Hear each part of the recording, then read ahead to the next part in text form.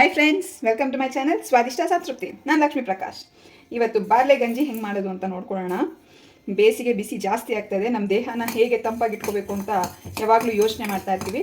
So ಇದು ಒಂದು ರಾಂಬಾಣ ಥರ ನಮಗೆ ಹೆಲ್ಪ್ ಮಾಡುತ್ತೆ. ಇದು ಒಂದು ಮಿಲ್ಲೆಟ್ ಥರನೂ ಇದನ್ನು ಯೂಸ್ ಮಾಡ್ತಾರೆ ಬಾರ್ಲೆನ. ಆಮೇಲೆ ಇದು ಫೈಬರ್ ರಿಚ್ ಆಗಿರುತ್ತೆ. ಎಲ್ಲರಿಗೂ ಗೊತ್ತು ಬಾರ್ಲೆ ದೇಹನ ತಂಪಾಗಿಡೋದಕ್ಕೆ ಹೆಲ್ಪ್ ಮಾಡುತ್ತೆ ಅಂತ. ರೋಗ ನಿರೋಧಕ ಶಕ್ತಿ ಕೂಡ ಇದರಲ್ಲಿ ಜಾಸ್ತಿ ಇರುತ್ತೆ.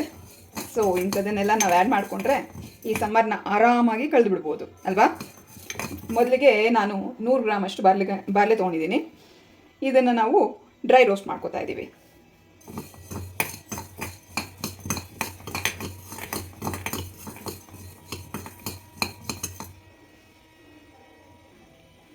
ಈ ಬಾರ್ಲೆ ಗಂಜಿನ ನೀವು ಬ್ರೇಕ್ಫಾಸ್ಟಲ್ಲೂ ತೊಗೋಬಹುದು, ಇಲ್ಲ ಮಿಡ್ ಮೀಲಾಗೂ ಒಂದು ಡ್ರಿಂಕ್ ಥರನೂ ಕುಡಿಬಹುದು. ನಿಮಗೆ ಹೆಂಗೆ ಇಷ್ಟ ಆದರೆ ಆ ಥರ ನೀವು ಇದನ್ನು ಯೂಸ್ ಮಾಡ್ಕೋಬೋದು.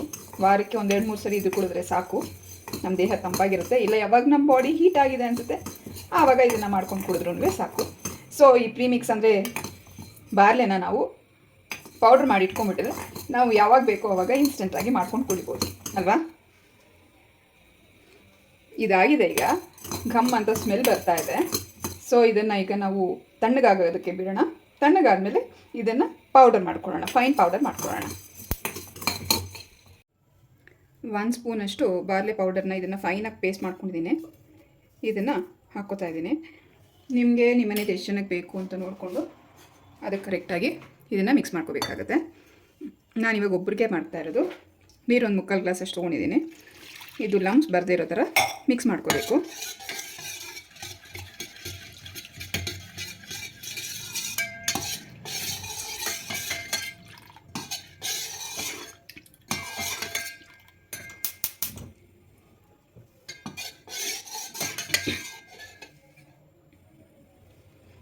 ಇದಕ್ಕೀಗ ರುಚಿಗೆ ಬೇಕಾಗಿರೋಷ್ಟು ಉಪ್ಪು ಹಾಕ್ತಾ ಇದ್ದೀನಿ.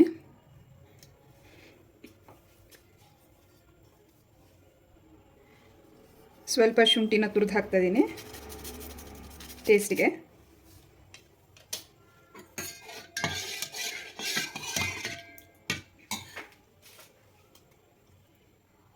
ಕಾಳು ಮೆಣಸಿನ ಪುಡಿ 2-3 ತೊಗೊಂಡಿದ್ದೀನಿ. ಇದು ಫುಲ್ ಹಾಕಿ ಇದನ್ನು ಉರಿ ಬರೋವರೆಗೂ ಕಲಿಸ್ತಾ ಇರೋಣ. ಬಾರ್ಲೆ ಗಂಜಿ ನಮ್ಮ ಇಮ್ಯುನಿಟಿನ ಕೂಡ ಹೆಚ್ಚಿಸುತ್ತೆ. ಇದು ಅನಾದಿ ಕಾಲದಿಂದನೂ ಯೂಸ್ ಮಾಡ್ಕೊಂಡು ಬರ್ತಾ ಇರೋವಂಥ ಗ್ರೇನ್ ಇದು. ಕೆಲವರು ಇದನ್ನು ಮಿಲೆಟ್ಸ್ ಅಂತಾರೆ, ಕೆಲವರು ಇದು ಮಿಲೆಟ್ಸ್ ಅಲ್ಲ ಅಂತಾರೆ. ಅದು ಯಾವುದಾದ್ರೂ ಆಗಿರಲಿ, ನಮಗೇನು ಬೇಕಾಗಿಲ್ಲ. ನಮಗೆ ಬೇಕಾಗಿರೋದು ನಮ್ಮ ದೇಹನ ತಂಪಾಗಿಡೋದು ಅಲ್ವಾ. ನೋಡಿ, ಇದು 2-3 ನಿಮಿಷ ಕುದಿಸಿದಾಗ ಒಂದು ಉರಿ ಬಂದಿದೆ. ನಾನು ಇದೊಂದು ಡ್ರಿಂಕ್ ಥರ ಕುಡಿತಾ ಇದ್ದೀನಿ, ಅದಕ್ಕೆ ನನಗೆ ಈ ಕನ್ಸಿಸ್ಟೆನ್ಸಿ ಸಾಕು. ನೀವು ಬೇಕಂದರೆ ಇನ್ನೂ ಗಟ್ಟಿಯಾಗೂ ಮಾಡಿಕೊಂಡು ಕುಡಿಬೋದು. ಇದು ತಣ್ಣಗಾದಮೇಲೆ ಇದಕ್ಕೆ ನಾವು ಮಜ್ಜಿಗೆ ಮಿಕ್ಸ್ ಮಾಡೋಣ. ಗಂಜಿ ತಣ್ಣಗಾಗಿದೆ. ಇವಾಗ ಇದನ್ನು ಪ್ಲೇಟಿಂಗ್ ಮಾಡೋ ಟೈಮು.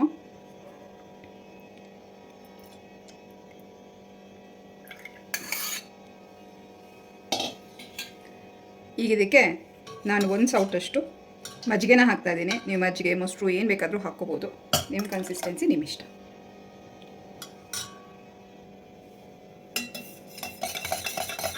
ನಮ್ಮ ಸ್ವಾದಿಷ್ಟವಾಗಿರುವಂಥ, ಸಂತೃಪ್ತಿ ಕೊಡುವಂಥ ಬಾರ್ಲೆ ಗಂಜಿ ರೆಡಿ ಆಯಿತು. ಇದಕ್ಕೆ last but not the least ಕೊತ್ತಂಬರಿ ಸೊಪ್ಪನ್ನ ಹಾಕ್ತಾಯಿದ್ದೀನಿ ನಾನು. ನೋಡಿದ್ರಲ್ಲ ಎಷ್ಟು ಈಸಿಯಾಗಿ ದೇಹಕ್ಕೆ ತಂಪು ಕೊಡುವಂಥ ನಮ್ಮ ಬಾರ್ಲೆ ಗಂಜಿ ರೆಡಿ ಆಯಿತು. ಇದು ತಂಪನ್ನು ಕೊಡುತ್ತೆ ಮತ್ತು ನಮ್ಮ ದೇಹಕ್ಕೆ ಶಕ್ತಿನೂ ಕೊಡುತ್ತೆ. ಇಂಥ ಡ್ರಿಂಕ್ಗಳನ್ನು ಈ ಸಮರಲ್ಲಿ ಆ್ಯಡ್ ಮಾಡ್ಕೊಳ್ಳಿ, ಹೆಲ್ದಿಯಾಗಿರಿ. Thank you, bye.